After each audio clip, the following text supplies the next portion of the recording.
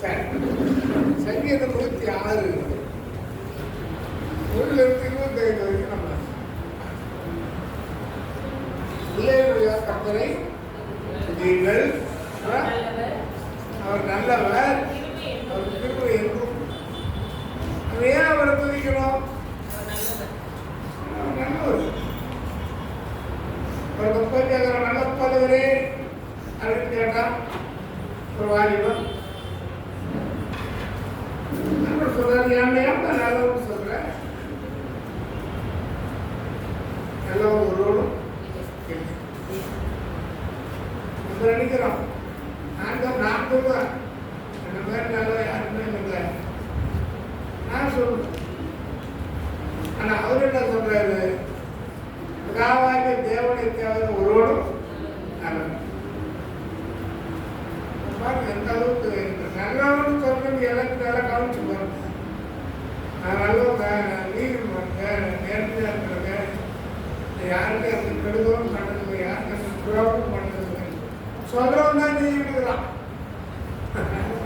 இதெல்லாம் கவனிச்சு பாருங்க. சரி, என்ன சொல்றாங்களா? கவனிக்குது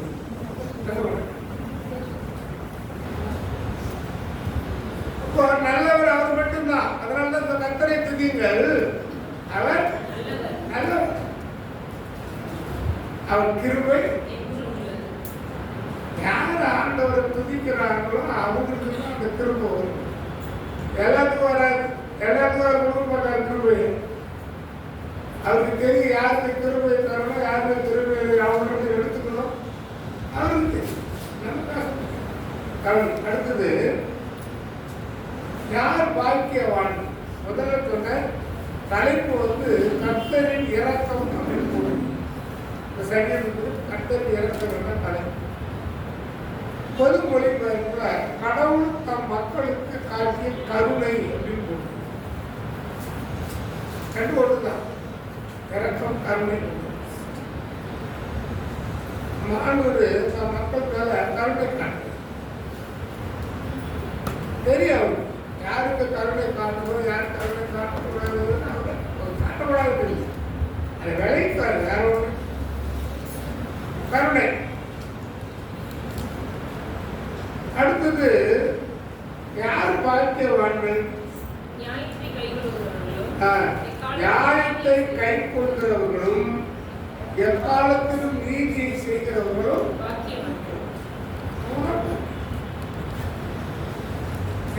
பேர் கூட வச்சிருப்பாங்க பாக்கியவான். நீங்க சொல்றது பாருங்க, அவர் சொல்றது நமக்கு முக்கியம். நம்மளே கூட சொல்லலாம், ஐயோ அவங்க நல்ல புத்தகம், நல்ல பாக்கியம், நல்ல சிஸ்டம், அந்த பொருள் ரொம்ப நல்லது. அது நீ சொல்றாரு, அவர் சொல்லுங்க. கர்மபாடுற மனுஷன் கருத்து சொல்லலாம். நானும் ஆண்டவர் சாட்சி கொடுக்கணும். நீர் நானும் சொல்லிக்கிட்டு வருகிறேன். நான் எங்கள் வீட்டில் சொன்னேன், நான் நல்லவன்னு சொன்னேன். எங்கள் வீட்டுக்கு சொல்கிறேன், அவங்க சொல்லுவாங்க. ஆனால் அவங்க பயங்கரமான போல ஆடுவேன். அதுக்குள்ளே போக யாருக்கு சொல்லுவாங்க. எல்லாரும் வீட்டிலே இருக்கு. இந்த பாக்கியவான் அப்படிங்கிறது நியாயத்தை கை கொடுக்கிறவர்கள். நியாயம் பயப்பு வேலைதான் நமக்கு நியாயமே. அதுதான் வேலை எல்லாமே.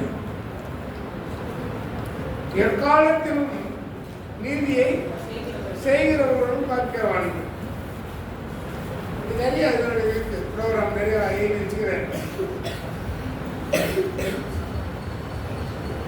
6 to 12 வரைக்கும் பார்த்தீங்கன்னா பாவம், அப்புறம் மன்னிப்பு, விடுதலை, துதி எல்லாமே இதில் இருக்குது.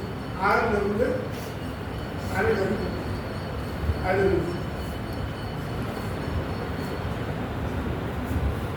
ஒரு சிவந்த சமுத்திரத்தை அகற்றினார். அது வற்றி போயிட்டு கரையில் நடக்கிறது போல அவர்கள் ஆழங்களில் நடந்து பார்க்க எவ்வளோ பெரிய விஷயம். போன வாரம் உங்களுக்கு சொன்னேன் இல்லை, பரிசுத்தவான்கிட்ட நம்மளால் போக முடியும். அந்த இயற்கையெல்லாம் என்னென்னோ போயிட்டு பார்த்தாங்க. கடவுள்கிட்ட போய் கம்ப்ளைண்ட் பண்ணுறான் சத்தம் கான்ஃபிடன்ஸ். அப்போ நான் ஒரு நாள் தான் நினச்சேன், ஓசை என்பது போல நீட்டி என்ன பண்ணிட்டு கடலை ரெண்டாம் பழத்துக்கு ஒன்றும் பண்ண முடியும். ஜனங்கள் நிறைய நடக்கிறது போல் நடந்து போனாங்க. சரி, அக்கினியை கூப்பிட்டா நீவாடு யாருங்க அக்கினியை உள்ளே தூக்கி போட்டால் அந்த 3 பேர் இல்லை உலா வரும். அக்கினி அவரை ஒன்று பண்ண கிட்ட போய் நின்று பார்த்தா அந்த முடி சூழ்நிலை கருவண வாசனோட இல்லை அவ்வளோ அருமையாக உணர்ந்துக்கிறான். பேசிட்டு விழாவற மாதிரி கூட ஒருத்தரும் விழாவுகிறான். தேவன் நம்முடைய பிள்ளைகளுக்கு விரோதமாக ஒருவனும் எழுத முடியாது. அடுத்தது 13 வரைக்கும் பாருங்க. மீண்டும் பாவம் விடுதல். வனாந்திரத்திலே இச்சை உள்ளவர்களாகி அவாந்திர வெளியிலே தேவன் என்ன பண்ணாங்க? பரீட்சை அவர்கிட்ட சென்றார். அவர்கிட்ட நீ பரீட்சை பார்க்க ஃபெயில் தான். நீ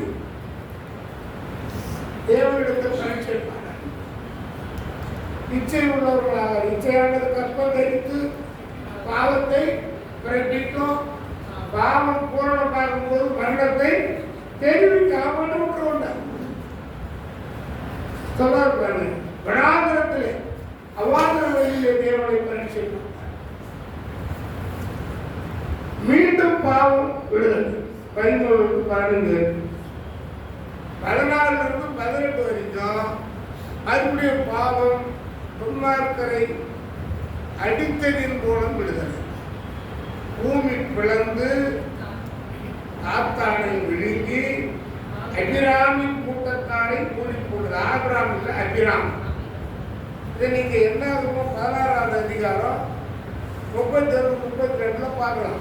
வீட்டில் பாருங்க. அதே போல உபாகமம் 11:6 நீங்க பார்க்கலாம். அவர்கள் கூட்டத்தில் அக்கினி பற்றி எரிந்தது. அக்கினி சுவாலை துன்மார்க்கரை எரித்து போட்டது. 19வது வசனம், அவர்கள் ஓரேவிலே ஒரு கன்றுக்குட்டியை உண்டாக்கி வார்ப்பிக்கப்பட்ட விக்கிரகத்தை என்ன பண்ணாங்க? நமஸ்கரித்தார். அது போல விக்கிரகம் கூடாது, அதை நிக்கிரகம் பண்ணுவோம்.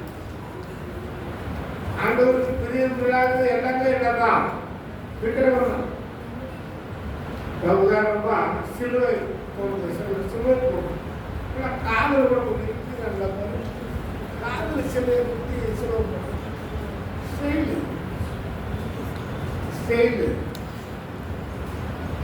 போறாங்க காலில் சிலுவையும் வணங்கவும் கூடும். சிலுவை வணங்கவும் சிலுவை வந்து நமக்கு ஒன்று அது அடையாளம் இருந்துதான் கூட கொலை கருவி. இருக்கு என்ன கருவி? கொலை கருவி. ஒருத்தர் கொலையை பண்ணிட்டாங்க. யார? நம்ம ஆண்டவர். கொலை கருவி. சூதர்களுடைய ரோமர்களுடைய கொலை கருவி அதுதான். எல்லாம் சிலுவையில் தான் அடித்த போய் ஐயா அதனால சிலுவையில் அவர் மறுத்ததுனால சிலுவைக்கு மரியாதை. சிலுவையோ புனித சின்னம் காரணம். சிலுவையில் அவர் மறுத்தார். சிலுவை பற்றின உபதேசம் ரொம்ப முக்கியம். சிலுவை பற்றின உபதேசம் சொல்லுங்களா? கெட்டு போகிறவர்களுக்கு பைத்தியமா இருந்து அதை விசுவாசிக்கிற நமக்கு எப்படி இருக்கு? தேவன். சிலுவை பற்றி உபதேசம் முக்கியம். சிலுவை முக்கியம் கிடையாது. சிலுவை பண்ண சிலுவை போகணும். அப்புறம் சொல்ற படங்கள் வச்சிருக்கூடாது. வீட்டில் படம்லாம் வச்சுட்டு இருப்போம். ஆடு படம்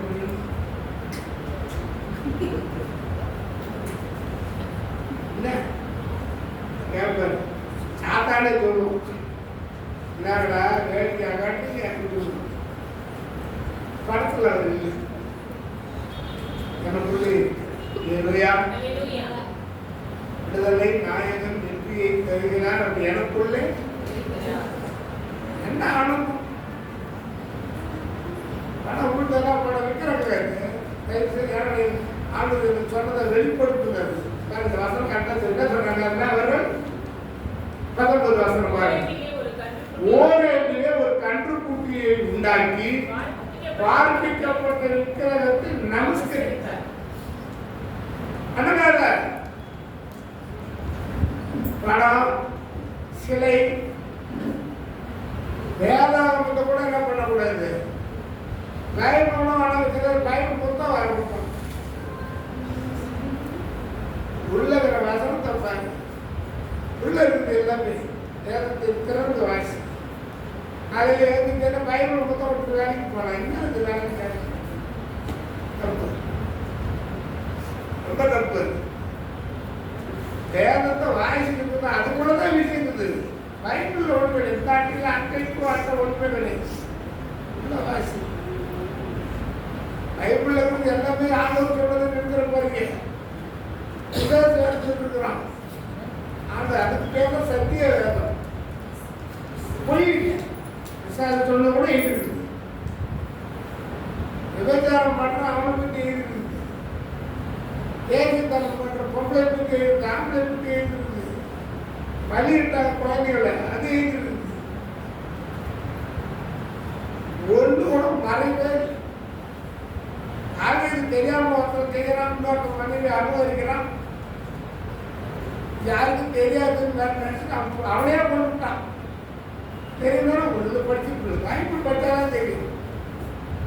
யாருக்கும் தெரியாது. ராஜா தானே யாருக்கும் தெரியாது. உட்காந்துக்கிறாங்க. ஆத்தார் தீர்க்க தரிசி அப்படின்னு சொல்றாரு. சொல்ல என்ன பண்ணுறாங்க பேசு.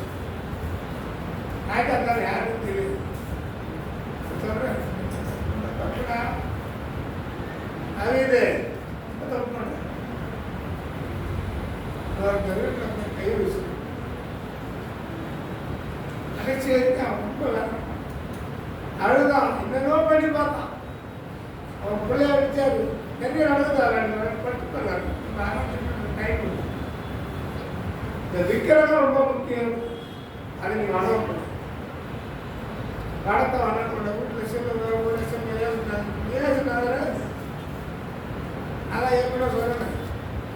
ஏசுநாதர் வரையறதுக்கு ஒரு ஆளுக்காரன் ஒரு ஆள் கிடைச்சிருக்கா. ஏசுநாதர் மாதிரி அருமையா எஸ் மாதிரி நல்லா ஆள் தோட்டம் அவருக்கு வரைஞ்சி ஆர்டிஸ்ட் வரைஞ்சிட்டாரு. இதனால ஆடிச்சு யூதாசு நம்ம வரையணும். நமக்கு ஒரு யூதாஸ் மாதிரி ஒரு ஆள் கிடைப்பானா அப்படியே தேடிக்கிட்டே வந்தான். ஒரு ஆள் கிடைச்சான். அவன் அழுதான். ஏன்னா அழுகுற கடந்த நாட்களிலே இயேசுவை போல வரைந்தீர்கள். அவன் தான் நம்பி ஆயிட்டான். பாவம் எனக்குள்ளே வந்து குடிகொண்டது.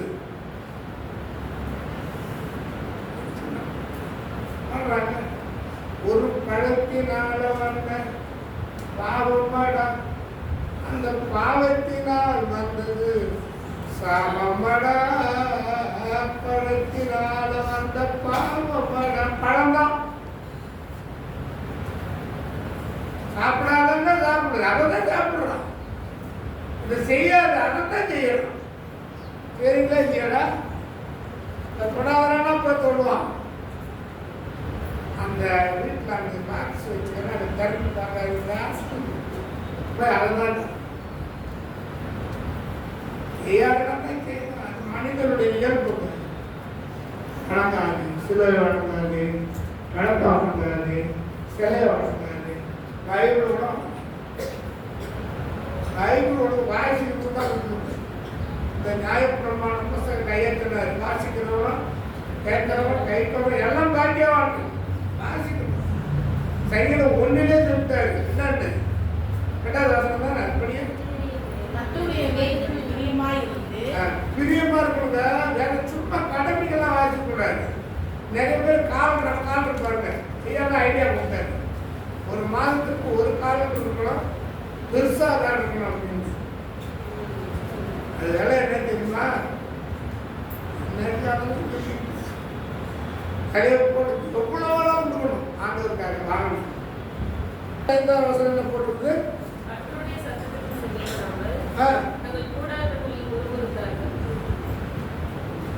ரொம்ப தப்பு. கூடாரர்கள் என்ன பண்ணாங்க? துதி எடுத்தார், சத்தா ஓடுவா.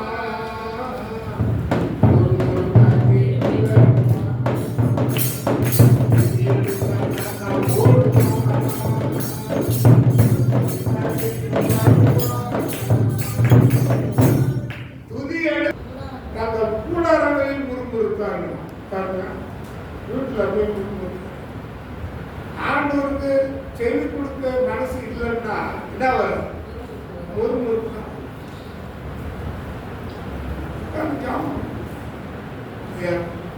பாவம் ஒரு முடியல, நல்லா இருந்தாரு.